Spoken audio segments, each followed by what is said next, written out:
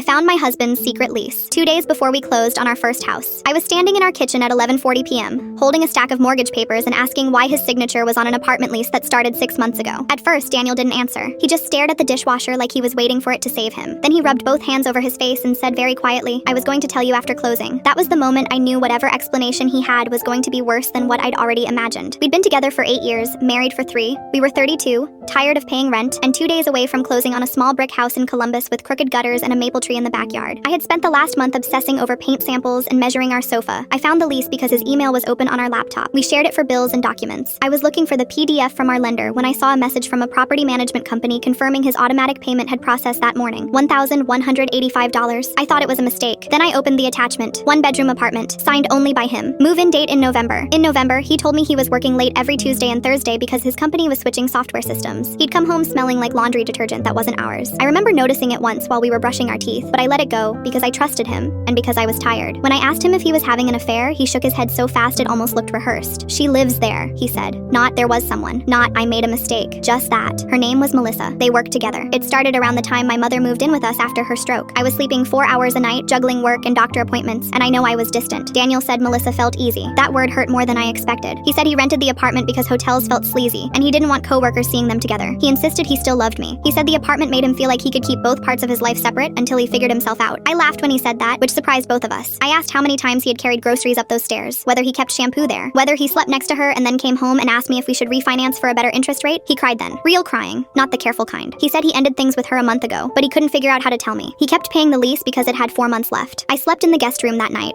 staring at the glow-in-the-dark stars my niece had stuck to the ceiling years ago. The next morning, I called our realtor and told her I was pulling out.